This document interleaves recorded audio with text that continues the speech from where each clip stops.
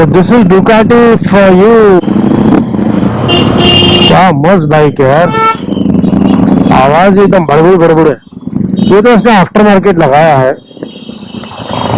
But it looks good. I think it's a street one, street वाला model है। पूरी धूल मिट्टी उड़ा रही है। टायर का साइज तो देखो, बाप रे।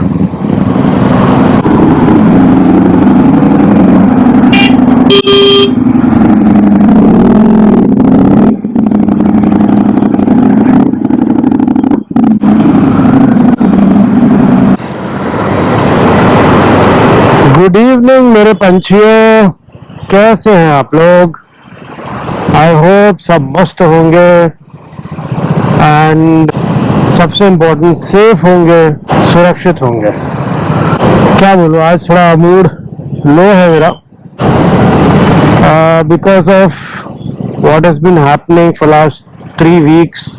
Being an Indian, it gives me immense pain to see what is happening in a way. जहाँ पे genocide करते हैं terrorist, you know, this is pathetic to see. आजकल की ऐसी दुनिया में जब लोग इतना साइंटिफिकली आगे बढ़ रहे हैं, चांद पे जा रहे हैं, मार्स पे जा रहे हैं, और कुछ लोग हैं अपनी सोच की वजह से ऐसे काम कर रहे हैं जो पता नहीं शायद इंसान आज से 5000 साल पहले भी नहीं करता होगा।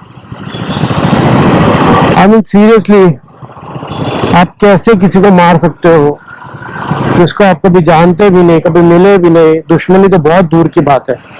आपके दिमाग में ऐसा क्या भरा गया है कि बिना उसको जाने, बिना उसको समझे, फगर और समझे, बिना आप उसको जानते तक नहीं हो, कभी आप उससे बात भी नहीं की, आपको कैसे पता वो इंसान कैसा है? और आप आके उनको सीधा गोली मार देते हो। क्या बोलूं, that really saddens me, you know. वो एकदम उदास वाली फीलिंग आ जाती है being an Indian to see that. And at the same time I now feel very proud also कि इतने सालों के बाद भाई कोई तो आया पावर में जो अब बदला ले रहा है और चुन चुन के ले रहा है। हमें तो अपने पावर का एहसास ही नहीं था भाई। यू वोंट बिलीव, अब जाके मुझे एहसास होने लगा है कि वाह, हम मतलब इंडिया में इतना पावर है। I mean, we are not scared that they are nuclear capable country. हम इतने प्लान्ड है, हम इतने अच्छी तरह से काम कर रहे हैं कि we are not scared. The best thing is, मुझे ऐसा देख के लगता है कि we know exactly what we are doing. I am so proud to see what my army, my country is doing and how well coordinated we are. मतलब ऐसा नहीं कि एक दिन उठ के हमने सोचा कि चलो आज मारम पीट चालू करते हैं। तो बहुत सालों से you know, we were getting ready for this day, and today when the day has arrived, we have delivered. So I'm very proud to be an Indian. It gives me immense amount of pleasure, or I should say कि it gives me immense amount of pride कि हम नहीं डरते किसी से भी। काफी लोग हैं मेरे जान पहचान वाले, मेरे फ्रेंड्स में, फैमिली में, दूर दूर, you know, they called me and they are full of anxiety because of news, WhatsApp, ये वो सोशल मीडिया पे क्या दिखाते हैं। भाई मेरा तो एडवाइस यही था कि इन सब चीजों से थोड़ा दूर रहो, गवर्नमेंट की न्यूज को फॉलो करो, that's it. And government advisory को ही देखो और सुनो, बाकी कुछ मत देखो।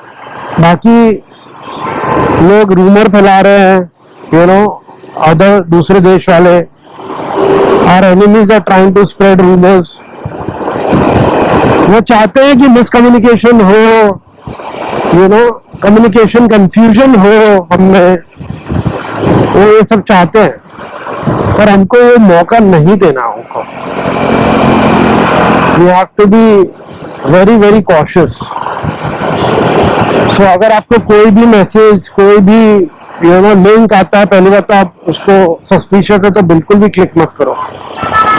अननोन सोर्स से आ रहा तो बिल्कुल ही मत देखो उसको। कितनी भी चूल मछली है हाथ में, उसको क्लिक करने की मत करना। This is our responsibility. I think इस तरीके से हम अपनी आर्मी का हेल्प कर सकते हैं, अपनी गवर्नमेंट का हेल्प कर सकते हैं, अपनी कंट्री की हेल्प कर सकते हैं। तो don't do that. Second, I think हमें we should carry on our work, our job as normal as possible. जैसे पहले चल रहा है सब कुछ वैसे ही चलने दो। Our army is very capable to fight and take care of all these things. Let them handle all these things. तो एंजाइटी से दूर रहो, जितना सोशल मीडिया से दूर रहोगे उतना एंजाइटी कम होगी। बहुत लोगों को बहुत एंजाइटी हो रही है भाई, मैंने देखा है, मेरे आसपास लोगों को देखा मैंने, इतनी जबरदस्त एंजाइटी हो रही है ना कि क्या बताऊं। इनफैक्ट आई वोंट लाई, मुझे भी एंजाइटी होने लगी थी बिकॉज मैं भी सोशल मीडिया का बहुत देख रहा था।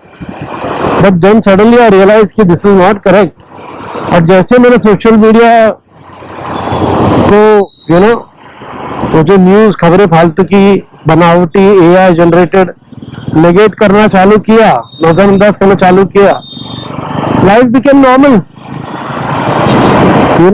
I just believed in my army, my government, and that's it. Everything just became normal. So मेरा सजेशन तो ये होगा, just behave normal, be normal. Okay, हम इसी टाइप से हेल्प कर सकते हैं अपनी गवर्नमेंट की। बाकी तो आप सभी जानते हो और हम भी जानते हैं कि एंड में क्या होने वाला है। यही होगा जैसा हमेशा होता है, थक हार के हमारी एनिमी हाथ पैर जोड़ के बोलेगी इंटरनेशनल कम्युनिटी की कि भाई इनको बोलो बस करो, अब बस हो गया, हम भी रिटेलिएट नहीं करेंगे अब। But I think last word अब मोदी के पास ही होगा। देखते हैं ये सब कहाँ जाता है। But we have to stay together, unity should be our top priority. Let's not believe in rumors. Let's be very clear on our thoughts.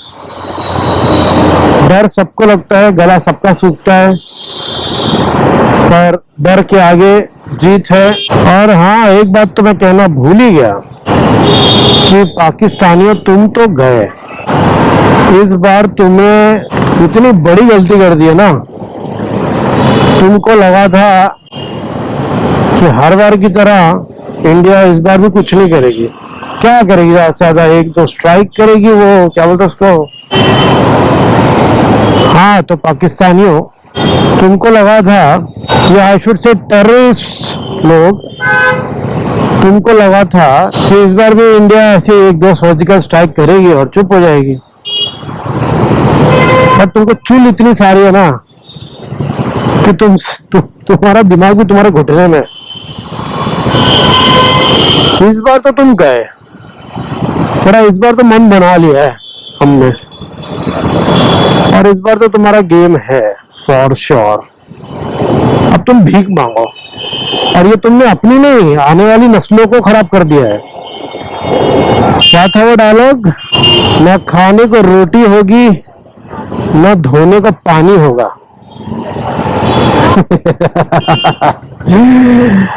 अब झेलो, अब तुम झेलो बैठ के।